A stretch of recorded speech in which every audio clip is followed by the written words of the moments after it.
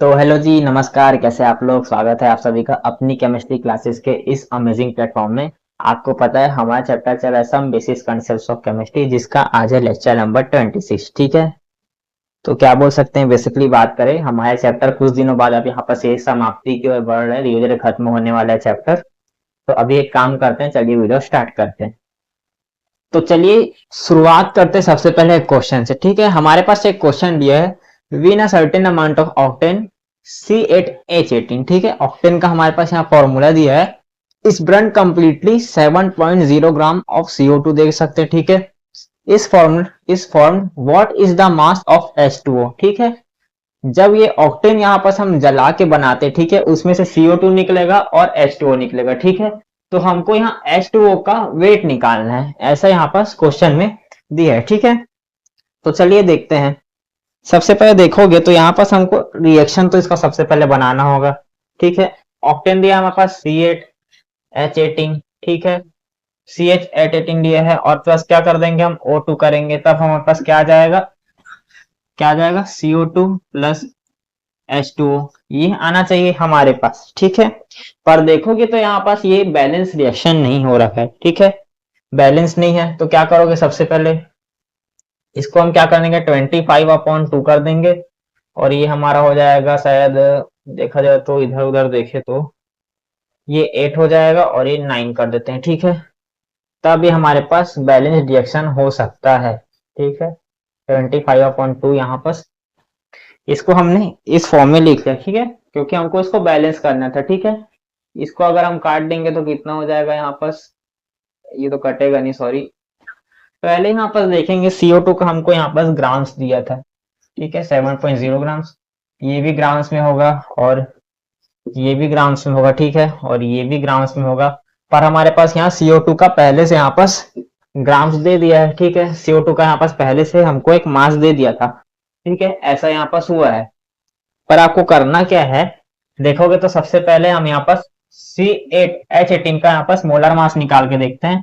C8H18, ठीक है, 18 का है 18 ही आ जाएगा, और यहाँ पास 12 का हम क्या करेंगे, 8 टाइम्स करेंगे, आ जाएगा 96। 96 प्लस 18 हो जाएगा हमारे पास 114। ठीक है, यहाँ पास हम इसका C8H18 का मोलर मास निकाल के देख लिए।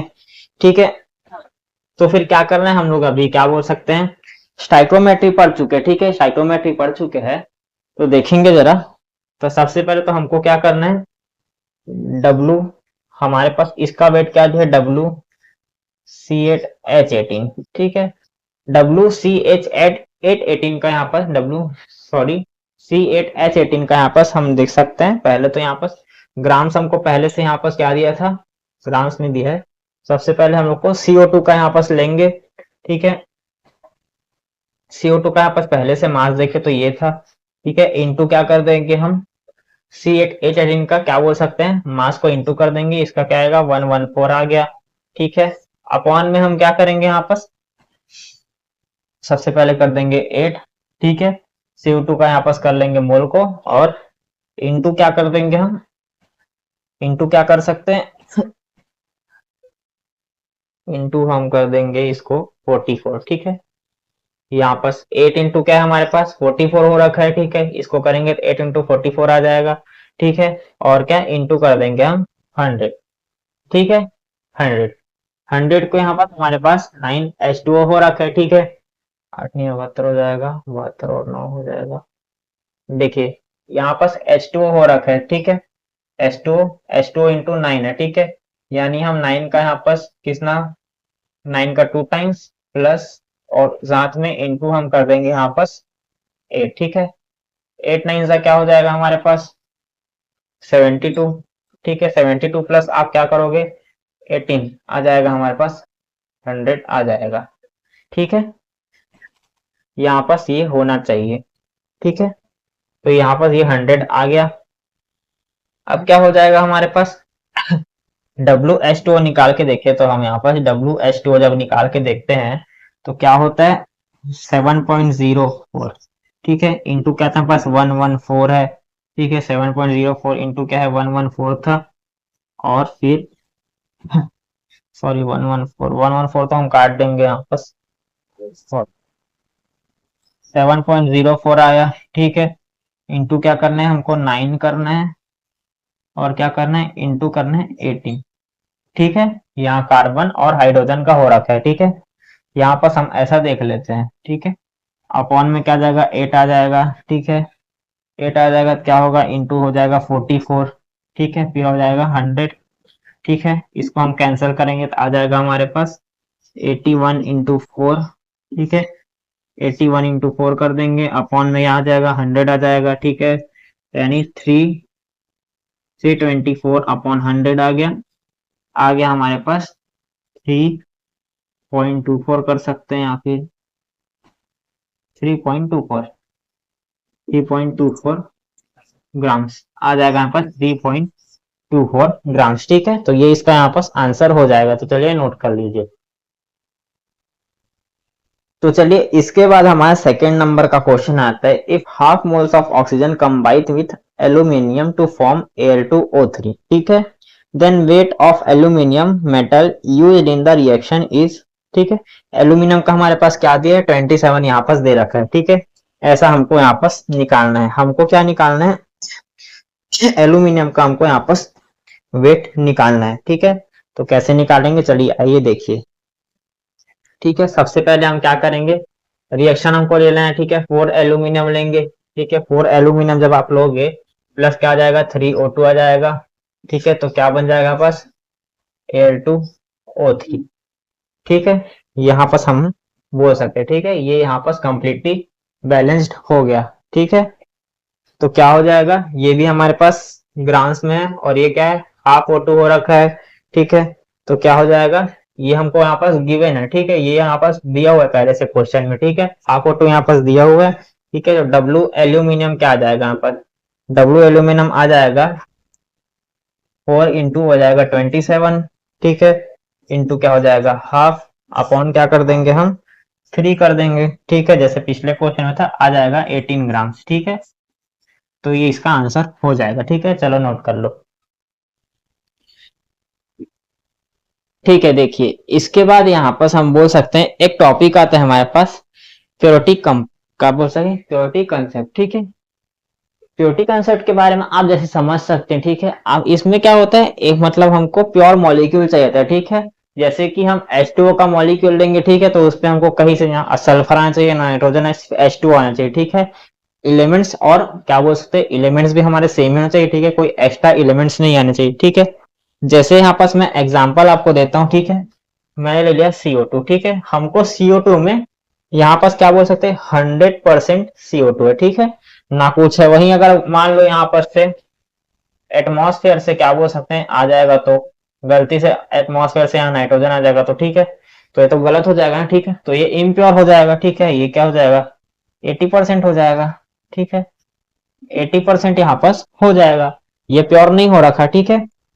तो प्योरिटी कंसेप्ट का बेसिकली यूज कहाँ कहाँ होता है, इंडस्ट्री में होता है, मेडिसिन बनाने के टाइम होता है, ठीक है। और पानी का एग्जांपल भी देखते हैं, ठीक है। वही पानी आप लोगे तो आप प्योर प्योर पानी ही लोगे ना, H2O लोगे, ठीक है। अगर उसमें गलती से मान लो कोई भी और आ जाता है, और भी एलिमेंट आ जाता है, या फिर कोई कोई अलग सा सब्सटेंस आ जाता है, ठीक है। उससे क्या होगा पानी इम्प्योर हो जाएगा, ठीक है। वो प्योर नहीं रहेगा, ठीक है। तो प्योरिटी कंसेप्ट का बेसिकली यूज कहाँ होता है, प्योर करने के लिए होता है, सिंपल सी बात है। प्योरिटी कंसेप्ट किसके काम आएगा, प्योर करने के यहाँ पर काम आ जाता है, ठीक है। बड़े बड़े इंडस्ट्री में जहाँ दवाई बनते हैं, ठीक है, आपके मेडिसिन बनते हैं, वहां भी इसका बहुत ज्यादा यूज होता है, ठीक है। अगर आपकी दवाई में थोड़ा सा भी इम्प्योरिटी आया तो आपकी पूरी दवाई खराब हो जाएगी और काम नहीं आएगी, ठीक है। और आपको अलग से वो नुकसान भी करेगी, ठीक है। ऐसा यहाँ पर होता है, इसलिए इस कंसेप्ट का यूज यहाँ होता है, ठीक है। पर यहाँ सम बेसिस कंसेप्ट ऑफ केमिस्ट्री में देखा है तो इसका अलग यूज है, ठीक है। मतलब अलग यूज नहीं वही है। तो सबसे पहले इसको जानने के लिए हमको क्या करना है, गिवन मास ऑफ जो इसका रिएक्टेंट सैंपल होता है वो मास ऑफ प्योर रिएक्टेंट के बराबर नहीं होता, ठीक है। जैसे मैंने आपको अभी थ्योरी वाइज बताया अपने मुंह से जो भी मैंने कहा, जाहिर सी बात है given mass of reactant sample, ठीक है। जिस भी क्या बोल सकते हैं जिससे भी वो रिएक्ट कर रहे हैं, ठीक है, जब वो रिएक्ट करके बनेगा वो उसके बराबर ही नहीं होगा मास के, ठीक है। मास ऑफ प्योर रिएक्टेंट मतलब वो प्योर नहीं होगा, सिंपल सी बात है। ऐसा यहाँ पास होता है, ठीक है। इसको निकालने का यहाँ पास एक फंडा है, mass of given sample of reactant is equal mass of pure reactant plus mass of impurities, ठीक है। ऐसा यहाँ पास होता है, ठीक है। तो यहाँ पर एक क्वेश्चन देखते हैं, ठीक है। यहाँ पर फिर देखा जाए तो यहाँ मैंने क्वेश्चन लिखा है इस 400 ग्राम सैंपल ऑफ CaCO3, ठीक है। यहाँ 400 ग्राम्स क्या है, सैंपल, ठीक है। इसका यहाँ पर मोलर मास पहले से हमको दे दिया या फिर वेट दे दिया, ठीक है। इसकी क्या है, 80% प्योरिटी है, ठीक है। is heated decomposed, what will be the mass of CaO formed and volume of CO2, ठीक है। अभी इसको बैलेंस रिएक्शन नहीं करता मैं, डायरेक्ट यहाँ पर आपको करके बताता हूँ, ठीक है। डायरेक्ट देखो यहाँ पर CO3 को इसमें हम यहाँ पर अगर तोड़ देंगे, ठीक है, तो यहाँ पर CaO और प्लस क्या हो जाएगा, CO2 यहाँ पर अलग होगा, ठीक है। तो हमको यहाँ पर what will be the mass of CaO formed and volume of CO2, हमको यहाँ पर ये निकालना है, ठीक है। यहाँ पर CO का हमको मास निकालना है और वॉल्यूम ऑफ CO2 हमको यहाँ पर क्या बोल सकते हैं, निकालना है, ठीक है। तो वही बात देखा जाए आप इसको करोगे कैसे, ठीक है। समझ तो आ रहा है करना क्या है, पर क्या बोल सकते हैं, किस पेन का यूज करते हैं, ब्लू पेन को हम यूज करते, ठीक है। हमको यहाँ पर बोलेंगे तो यहाँ पर इसका दिया है पहले से 400 ग्राम्स दिया है, ठीक है। तो यहाँ पर हम देखेंगे तो डायरेक्ट हम यहाँ पर परसेंटेज वाला फॉर्मूला याद है आपको, परसेंटेज वाला जो हमने फॉर्मूला पहले पढ़ा था उसका हम यूज कर सकते हैं, ठीक है। तो बोल सकते हैं प्योर CaCO3 गैस में, ठीक है। सॉरी गैस बोलता हूँ, सॉलिड होगा ये भी सॉलिड है, ये भी सॉलिड है, ये भी सॉलिड है, ठीक है। ये सब क्या हो गए, सॉलिड हो रखे हैं। और सॉरी सॉलिड ये कैसे होगी, ये गैस है, ठीक है। ये यहाँ पास गैस हो रखा है, ठीक है। यहाँ पास ये सॉलिड में है, ठीक है।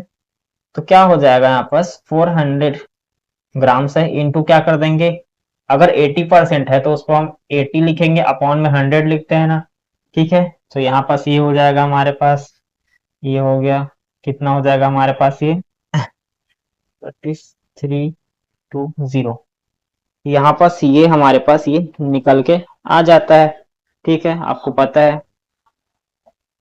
पर करना क्या है, पास ये तो 320 ग्राम से यहाँ पास आ चुका है, ठीक है। वही अगर आप यहाँ पास निकालोगे WCO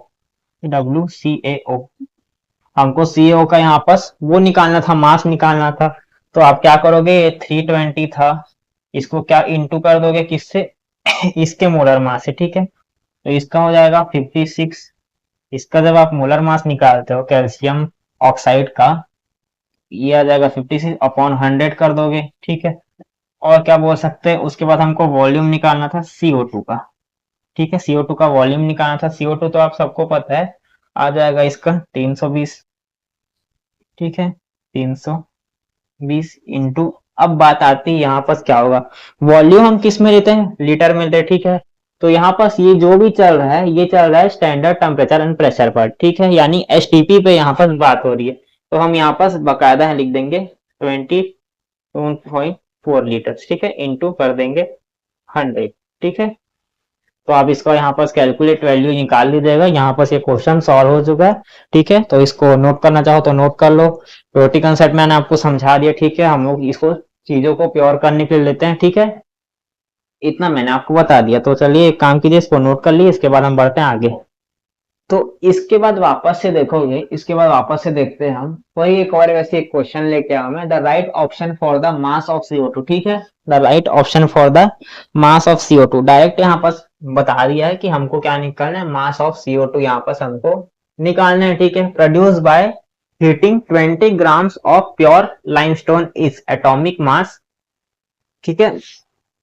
produced by heating 20 grams of pure limestone, ठीक है। यहाँ पर COC3 को हमने लाइमस्टोन बोल दिया है, ठीक है। तो क्या करोगे, इसको भी करके देखते हैं एक बार हम लोग, चलिए देखते हैं। तो सबसे पहले तो यहाँ पर हमको पहले से रिएक्शन दे दिया, ठीक है। CaCO3 कैसे टूटा, ठीक है, CO कैसे है और CO2 कैसे बना, ये हम लोग को यहाँ पर रिएक्शन दे दिया। 1200 केल्विन हमने जब इसको टेम्परेचर दिया, ठीक है, COCO3 को, तो यहाँ पर ये कार्बन क्या बोल सकते, कैल्शियम ऑक्साइड और कार्बन डाइऑक्साइड में यहाँ पर टूट गया, ठीक है। सॉलिड और गैस में यहाँ पर टूट गया। तो यहाँ पर बोलेंगे सबसे पहले वापस से लिख के देख लो, CaCO3 ठीक है, यहाँ पर CaO प्लस CO2, ठीक है। तो इसका हमारे पास क्या दिया था, 20 ग्राम्स पहले से दिया है, ठीक है। और यहाँ पर अगर हम लोग यहाँ पर प्योर CO3 का बात करते हैं, ठीक है, जो कि यहाँ पर सॉलिड स्टेट में है, प्योर CO3 का बात करेंगे तो सबसे पहले आ जाएगा 20 इंटू 20 अपॉन 100 आ जाएगा, ठीक है। ये कटा ये एक, तो आ जाएगा ओनली 20, ठीक है। उसके बाद क्या है, हमको यहाँ पर CO2 का यहाँ पर वेट निकालना था, ठीक है। तो वही WH2O करोगे, सॉरी WH2 बोलते WCO2 कर दोगे, ठीक है। तो क्या आ जाएगा 20 इंटू इसका हो जाएगा यहाँ पर 16 दूनी 32 हो जाएगा, 32 और 12 हो जाएगा 44 इंटू हो जाएगा 44 अपॉन हो जाएगा 100, ठीक है। ऐसा यहाँ पर चल जाएगा। सॉरी 1 मिनट देख लेते हैं यहाँ पर हमको सॉरी एटॉमिसिटी से मल्टीप्लाई करना, यहाँ 4 आ जाएगा, ठीक है। एटॉमिसिटी से जब हम यहाँ पर मल्टीप्लाई करेंगे तो आ जाएगा ये, ठीक है। तो हो जाएगा 176 अपॉन 100, ठीक है। तो ये यहाँ पर क्या बोल सकते हैं इसके बारे में, 1.67 ग्राम आ जाएगा इसका आंसर, ठीक है। तो इसको भी नोट कर लो, चलो।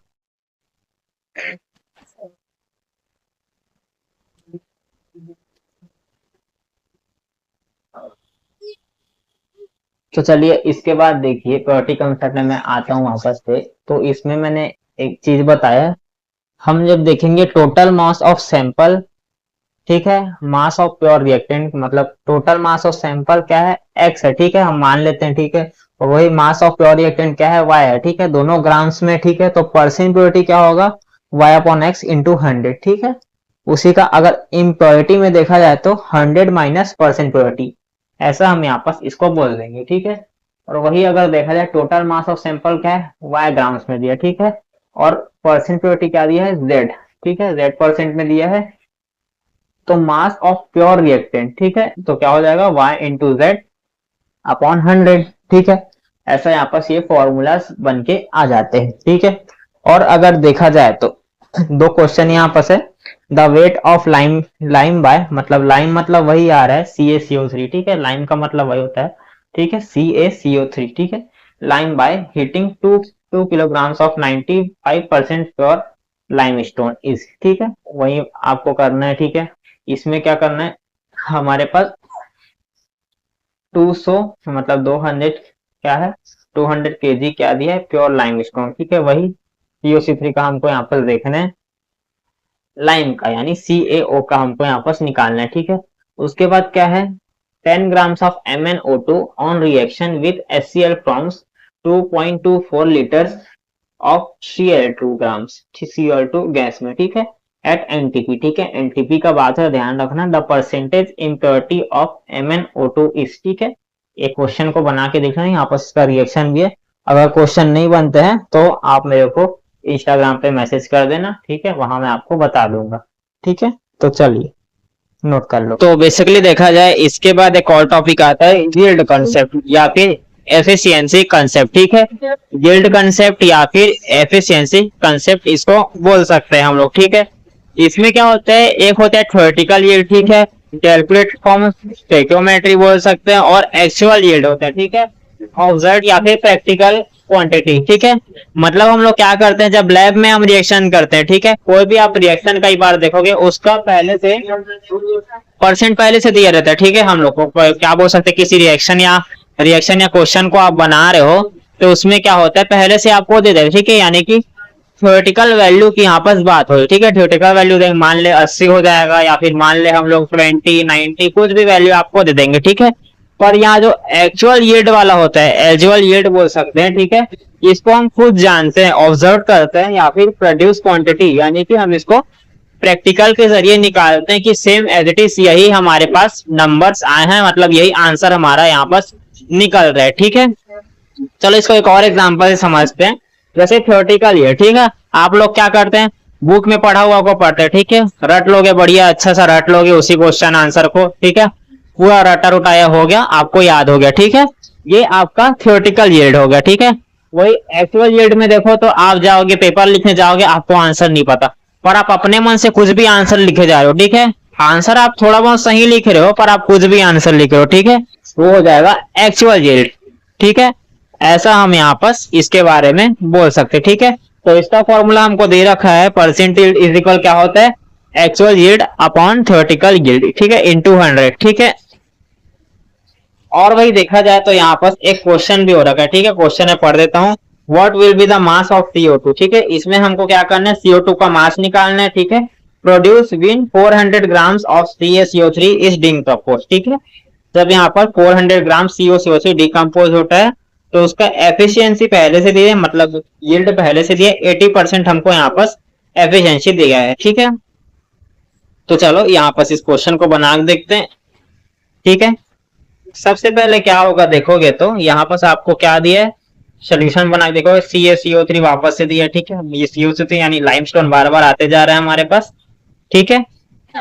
और ठीक है, ये जब टूटेगा CaO बनेगा और CO2 बना है, ठीक है, इतना यहाँ पर है, ठीक है।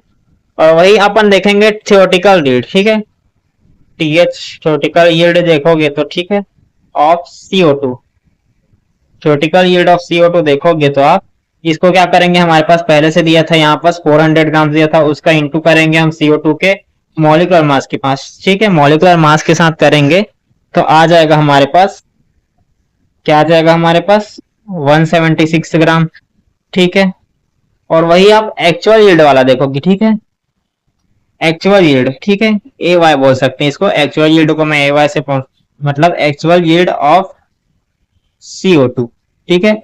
ऐसा जब आप यहाँ पर देखोगे तो एक्चुअल यील्ड हमारे पास, तो पहले तो मॉलिक्यूलर मास हमारे पास CO2 का दिया रहता है, ठीक है। CO2 का मॉलिक्यूलर मास हमारे पास, मतलब टोटल वैल्यू हम क्या निकाले थे यहाँ पास 176, ठीक है। इंटू क्या होगा, परसेंट हमारे पास दिया था 80, ठीक है। 80 अपन क्या कर देंगे, 100 कर देंगे, सिंपल, ठीक है। आ जाएगा 140.8 ग्राम्स, ठीक है।